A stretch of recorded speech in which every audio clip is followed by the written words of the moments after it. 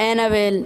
दोस्तों हम इस मूवी को वहीं से स्टार्ट करते हैं जहां से हमने एनाबेल क्रिएशन को खत्म करा था। दोस्तों आपने एनाबेल क्रिएशन मूवी नहीं देखी है तो नीचे डिस्क्रिप्शन में लिंक दे रखा है, जल्दी जाओ और पहले एनाबेल क्रिएशन को देखो, जब भी आपको ये वीडियो समझ में आएगी। तो बिना वक्त जाया करें हम मूवी की एक्सप्लेनेशन को स्टार्ट करते हैं। कहानी की शुरुआत में हमें एक अनाथ आश्रम दिखाया जाता है जहाँ पर एक कपल बच्चों को अडॉप्ट करने के लिए आए होते हैं। वहाँ पर जो सिस्टर होती है उन्हें एक लड़की के पास लेके जाती है। ये लड़की और कोई नहीं बल्कि जेनिस ही होती है। जेनिस अपना नाम एनाबेल बताती है, यानी कि उसी शैतानी ताकत ने इसे अभी भी कब्जे में करा हुआ है। फिर हमें 12 साल बाद का सीन दिखाया जाता है। एनाबेल अब बड़ी हो चुकी है और वो अपने बॉयफ्रेंड के साथ मिलकर अपने मॉम डैड को मार देती है, क्योंकि अब वो एक ऐसे ग्रुप की सदस्य भी है जो कि गलत धार्मिक कर्म करते हैं।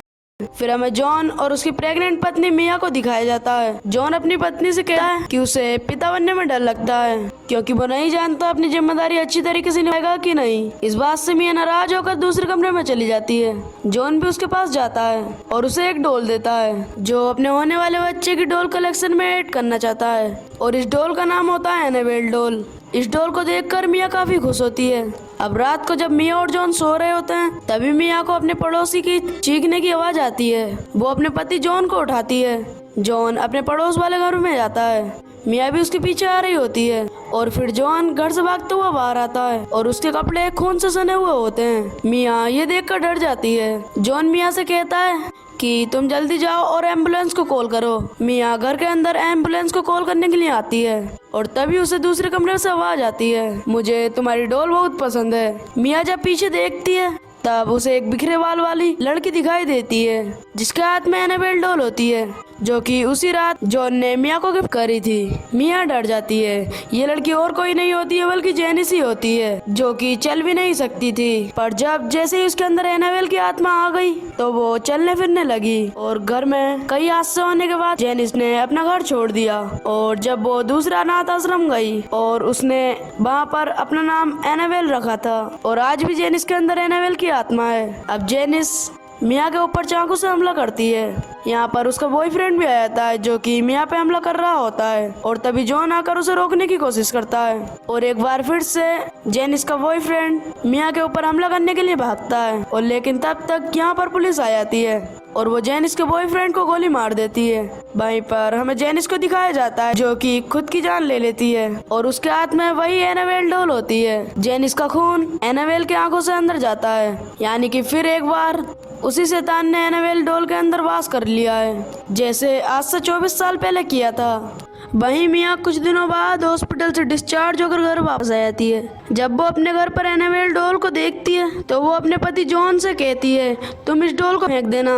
अब रात को जब जॉन और मिया सो रहे होते हैं तभी इन्हें दूसरे कमरे से कुछ आवाजें आती हैं। जब जॉन उस कमरे में जाता है तो वो देखता है मिया की मशीन खुद ब खुद चल रही होती है। जॉन उस मशीन को ऑफ कर देता है। अगले दिन जॉन मिया को बताता है कि उसे कॉन्फ्रेंस के लिए घर से बाहर जाना होगा। साथ ही वो मिया से कहता है कि डिटेक्टिव तुमसे मिलना चाहता है। मिया कहती है कि उस रात के हादसे को मिया दोबारा वापस याद नहीं करना चाहती, पर फिर भी डिटेक्टिव मिया से मिलने के लिए आता है। वो मिया को बताता है कि तुम्हारे पड़ोसियों ने बचपन में जेनिस को गोद लिया था, जो आगे चल के ऐसे ग्रुप का हिस्सा बन गई। जादू टोना करना और दूसरों की हत्या करना और उनकी बलि चढ़ाना, इन सब पर विश्वास करती थी। उसका बॉयफ्रेंड भी उसी ग्रुप का हिस्सा था। उसने उसके साथ मिलकर अपने माँ बापों को मार दिया। इसके बाद उसने तुम पर भी हमला किया। मिया ये बातें सुनना नहीं चाहती थी, क्योंकि ये बातें उसे उस रात की याद दिलाती थी। डिटेक्टिव वहाँ से चला जाता है। अगले दिन दिखाया जाता है कि जॉन कॉन्फ्रेंस से जाने से पहले उस डॉल को डस्टबिन में डाल देता है। अब मिया घर पर अकेले कपड़े सिल रही होती है, तभी किचन में अपने आप स्ट्रोक ओपन हो जाता है और धीरे धीरे पूरे किचन में आग लगना शुरू हो जाती है। मिया जब धुआं देखती है तो वो किचन के पास जाती है तो वो देखती है कि पूरा किचन जल रहा है, और तभी मिया को कोई पीछे से धक्का देता है और तभी मिया पेट के बल गिर जाती है। मिया प्रेग्नेंट थी, इसलिए कुछ लोग मिया को हॉस्पिटल ले जाते हैं। जॉन भी अब हॉस्पिटल पहुंच जाता है। वो मिया से माफी मांगता है। वो कहता है कि मुझे तुम्हें घर पर अकेले नहीं छोड़ना चाहिए था। मिया जॉन से कहती है तुम पीछे देखो। जॉन जब पीछे देखता है तो नर्स के हाथ में उनका बच्चा होता है, जिसे देखकर जॉन काफी खुश होता है। मिया जॉन से कहती है कि अब वो दोबारा उस घर में नहीं जाना चाहती। जॉन उसकी बात बात मान जाता है। इसलिए वो दोनों एक नए घर में शिफ्ट हो जाते हैं। जब ये अपना सामान खोल रहे होते हैं तब इनके सामान में एक बार फिर से वो एनाबेल डॉल निकलती है जिसे जॉन ने घर से बाहर फेंक दिया था। जॉन एक बार फिर से उस एनाबेल डॉल को घर से बाहर फेंकना चाहता है, पर मिया उसे ऐसा करने से मना कर देती है। वो उससे कहती है कि तुमने मुझे ये तोहफा दिया था, इसलिए इसे घर पे ही रहने दो। जॉन मिया की बात मान जाता है। अगले दिन दिखाया जाता है कि मिया सोफे पे बैठ कर टीवी देखते देखते सो जाती है।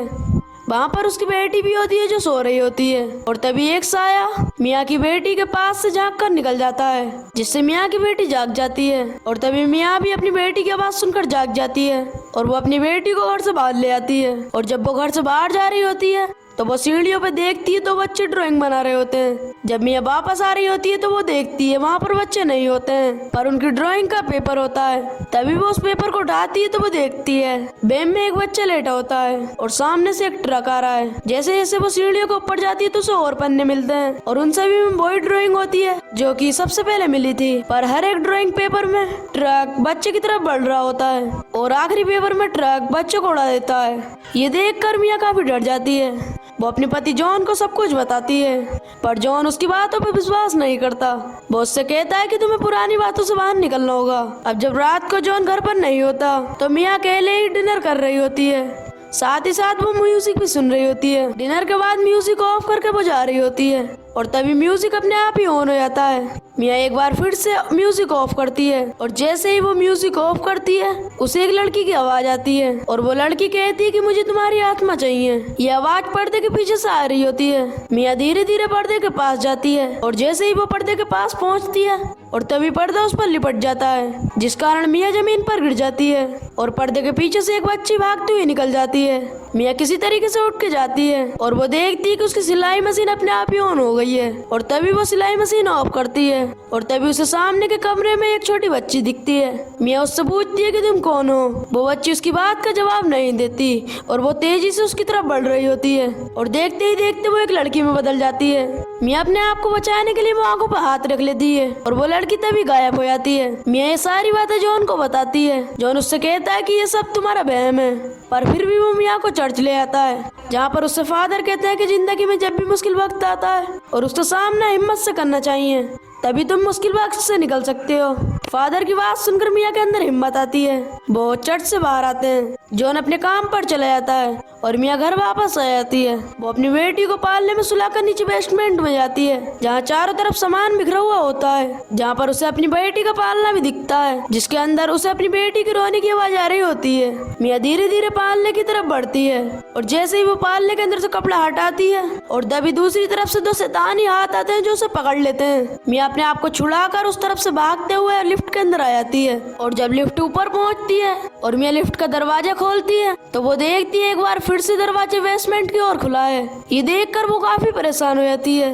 मियाँ सीढ़ियों की मदद से ऊपर भागने की कोशिश करती है। सीढ़ियों के ऊपर काफी अंधेरा होता है और जब मियाँ पीछे देखती है तो एक शैतान उसके पीछे आ रहा होता है, पर किसी तरीके से मियाँ ऊपर पहुंच जाती है। मियाँ अपना हाथ देखती है जहाँ पर शैतान ने पकड़ा था, वहाँ पर खून से ए लिखा होता है। मियाँ को कुछ भी समझ में नहीं आता। वो अपने हाथ पे पट्टी बांध देती है, पर जब वो पट्टी खोलती है तब वहाँ पर वो निशान नहीं होता। मियाँ उस डिटेक्टिव को अपने घर पर बुलाती है जो पहले भी उससे मिलने के लिए आया था, जो उसके पड़ोस में हुए हादसे के केस में काम कर रहा है। वो डिटेक्टिव मियाँ को एनाबेल के बारे में सब कुछ बताता है कि कैसे मियाँ के पड़ोसियों ने एनाबेल को गोद लिया था। बड़े होने के बाद एनाबेल ने एक ऐसे ग्रुप को ज्वाइन किया जिस ग्रुप का नाम ग्रेन था। ये ग्रुप बुरी शक्तियों की पूजा करा करता था। डिटेक्टिव मियाँ को कुछ फोटोज भी दिखाता है। ये वो फोटोज होती है जिन्हें मियाँ ने मारा होता है। मियाँ उन फोटोज में देखती है कि लोगों के शरीर में उसी तरीके का एक निशान होता है जिस तरीके से उसके हाथ पे बन गया था। वो डिटेक्टिव से उसके बारे में पूछती है, पर डिटेक्टिव को इसके बारे में कुछ भी नहीं पता होता है। तो दोस्तों ये मूवी यहीं पर एंड हो जाती है। अगर दोस्तों आपको ये सब जानना है कि मियाँ के साथ क्या हुआ, क्या मियाँ एनाबेल से लड़ पाएगी, अगर दोस्तों आपको ये सब जानना है तो नीचे कमेंट में नेक्स्ट पार्ट टाइप जरूर करें। अगर आपको वीडियो पसंद आई हो तो वीडियो को लाइक करके चैनल को सब्सक्राइब कर देना। तब तक के लिए till then take care, love you, bye bye.